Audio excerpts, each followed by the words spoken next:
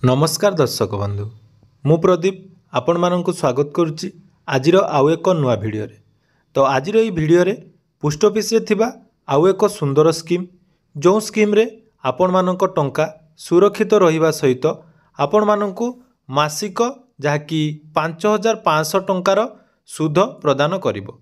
तो यही स्कीम कौन रही एवं यही स्कीम रे आपण माने इन्वेस्ट कले आपण मानक कौन कौन बेनिफिट मिल पारिबो आसंतु ए भिडियो रे संपूर्ण डिटेल्स जानिबा।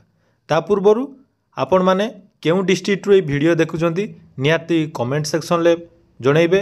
या छडा जो माने हमर चैनल को एपर्यंत सब्सक्राइब करनांती एबे ही चैनल को सब्सक्राइब करी पाखरे थिबा बेल आइकन को क्लिक करी ऑल रे सेट करंतु काहे कि ना आपण माने जो हमर चैनल माध्यम रे आगो को बहुत सारा गवर्नमेंट स्कीम रो डिटेल्स जानिबा सहित आपण मानकु पोस्ट ऑफिस रे थिबा सुंदर सुंदर स्कीम एवं आपण माने केमिति निज टंका को एक सुरक्षित स्थान रे रखि पारिबे से विषय रे संपूर्ण डिटेल्स आपण माने आम चैनल ले पाई पारिबे।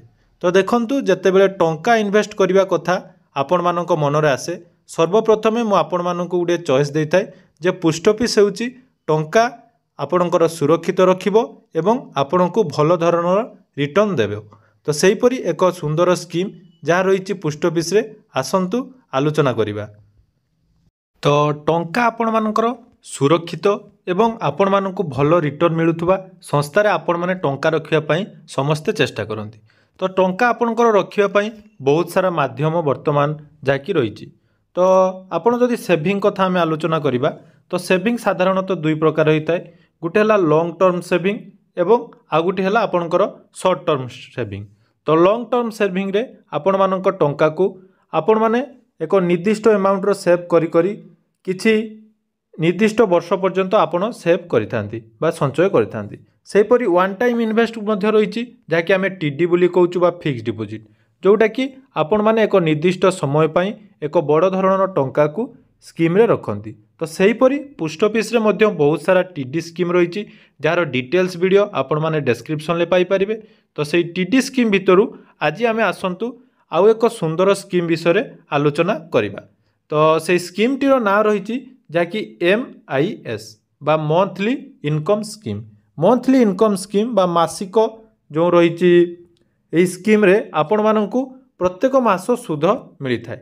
तो आपण को जमा राशि उपरे पोस्ट ऑफिस आपण मानकु सुंदर रिटर्न यही स्कीम रे प्रदान करि थाए।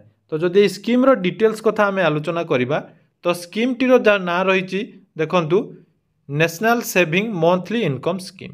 तो ये मंथली इनकम स्कीम रे आपणकर इंटरेस्ट रेट जहाँ कि रही 7.4 अर्थात 7.4% आपण मानकर वार्षिक इंटरेस्ट रेट रही किंतु यह आपण को मंथली हिसाब रे अर्थात मास को आपणकर जहाँ कि सुध आपण अकाउंट रे पड़ी थाए। एवं यही स्कीम रो जहाँ कि सुविधा रही देखंतु यही स्कीम आपण सर्वनिम्न 1000 टंका आरंभ करी यार जो सर्वाधिक लिमिट रही जड़े सिंगल तांकर 9 लाख अर्थात जनक नाम आप एकाथरे 9 लाख टंका फिक्स डिपोजिट करें किंबा जदि जॉइंट भाव में आप अकाउंट खोलुंट ताहले 15 लाख टंका आपण इन्वेस्ट करें। एवं यही योजना रे बा MIS स्कीम रे मंथली इनकम स्कीम रे आपण मानकर जमा राशि उपरे जो सुध आपन को मिली थाए ता प्रत्येक मास आपणकर क्रेडिट होता है। तो एठी जदि आपण माने आउ गोटे सुविधा रहिबो मु जहाँकि वीडियो आपण शेष पर्यंत देखिले जानि पारिबे एई मासकु जो रिटर्न आपन को मिलुची ताहा मध्य एक स्मार्ट वे रे आपण इन्वेस्ट करि पारिबे। तो जो माने स्मार्ट वे रे इन्वेस्ट करूचंती तांकु सेमानंकु परवर्ती समय रे जाकि भलो रिटर्न मिलवा सहित किछि टंका तांकर सेविंग होता है। तो जानि नबा केउ माने एही अकाउंट खोलिबे। तो एही अकाउंट खोलिया पई साधारणतः भारतर जेकोसी नागरिक बा सिंगल एडल्ट एटा खोली पारिबे। एथिरे मध्य जॉइंट अकाउंट खोलिबार व्यवस्था अछि अर्थात 2 जण बा 3 जण चाहिले मध्य निज नाम रे एही अकाउंट जॉइंट अकाउंट खोली पारिबे। सेपरि गार्डियन तांको माइनर पर्सन नाम रे मध्य एही अकाउंट खोली पारिबे।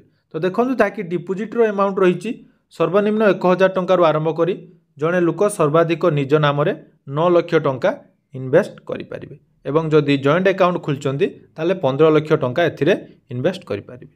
एवं सुदर हार जहाँ कि रही प्रत्येक मास आपण मानकु एही स्कीम रे सुदर हार आपणकर अकाउंट रे क्रेडिट होता है। तो यह आपन को एक बड़ धरण रिटर्न नदेले मासक आपन को एक सुंदर एवं भरोसायोग्य रिटर्न आपन को प्रदान करें। एवं यही अकाउंट जो आपन खोलिबे यार जो अवधि रहिबो 5 वर्ष, अर्थात आपन अकाउंट खोलिबार 5 वर्ष पर्यंत प्रत्येक मास यही स्कीम रे टंका पाई परिबे। या छड़ा यही स्कीम रे मध्य बहुत सुविधा रही।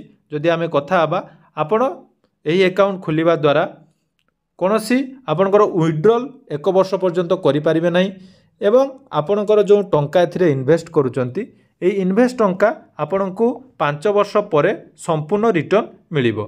तो ये मंथली इनकम स्कीम रे देखंतु एटा गोटे फिक्स्ड डिपोजिट रहिबो। तो फिक्स्ड डिपोजिट उपरे प्रथमे जदि आमे एथिरे 10,000 टंका इन्वेस्ट करिबा तो देखंतु 10,000 टंका इन्वेस्ट उपरे प्रत्येक मास आपन को 62 टंकार जाकी सुद प्रदान करा जिवो एवं 5 वर्ष रे आपन 3,720 टंकार सुद पाई परिबे। सेहि परि जाकी रही सर्वाधिक 9 लाख टंका। तो जड़े जॉइंट अकाउंट बा सिंगल अकाउंट जदि 9 लाख टंकार खोलुचंती ताहले तांकर मासको इंटरेस्ट रहिबो 5,550 टंका।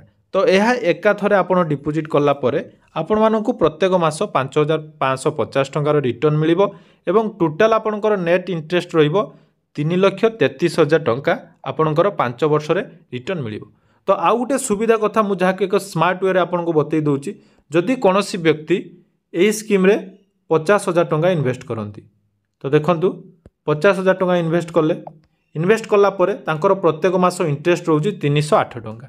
तो सही टंका को जदि आपण आरडी स्कीम रे डिपोजिट करंतु देखंतु प्रत्येक मास आमे 300 टंका से आरडी स्कीम रे डिपोजिट कर दबा ताले आरडी स्कीम रे डिपोजिट कला परे 5 वर्ष रे एथिरे इंटरेस्ट आपन को जाको मिली जिवो देखंतु 3,636 टंका एवं से मंथली इनकम स्कीम रे आपण जो 50,000 टंका रखिथिले ता ऊपर देखंतु आपनकर इंटरेस्ट मिलिबो 18,480 टंका। तो एठी 18,000 सेठी आपनकर 3,000। तो आपनकर इंटरेस्ट जो रहिबो बा आपनको जो रिटर्न मिलिबो ता एक भल उपाय रे आपण रिटर्न पाई परिबे। तेणु टंका इन्वेस्ट करिबा पूर्वरु प्रथमे आपनको जानिबार अछि जे आपण मानकर टंका कोउठी स्मार्ट वे रे इन्वेस्ट करिवे। कारण जो माने स्मार्ट वे रे इन्वेस्ट करंती तांकु परवर्ती समय रे गुटे भल रिटर्न मिली थाए। तेणु आपण मानक पई एई एमआईएस स्कीम जो रहिछि मंथली इनकम स्कीम तो एही स्कीम रे आपण माने एककालीन डिपोजिट करी बा जदि आपण एका थरे डिपोजिट करि दउचंती ताकू प्रत्येक मास आपण को रिटर्न मिली थाए एवं एही रिटर्न को आपण जदि आरडी स्कीम रे डिपोजिट करिवे ताले आपण डबल बेनिफिट पाई परिवे। तो देखंतु एहा थिला एमआईएस एवं आरडी स्कीम रो जाकी कंबाइन जदि आपण स्कीम रो लाभ नवा पाई चाहुचंती तो एही परि भाबरे आपण स्मार्ट वे रे टंका इन्वेस्ट करि परिवे। तेणु एहा थिला आजिर स्कीम विषय संपूर्ण डिटेल्स। आशा करुच्ची भिडटी आपण मानकु निहाती भल लागिथिबो। तो जदि भिडटी आपण मानकु भल लागिची तो चैनल को सब्सक्राइब करनथिले एबे ही सब्सक्राइब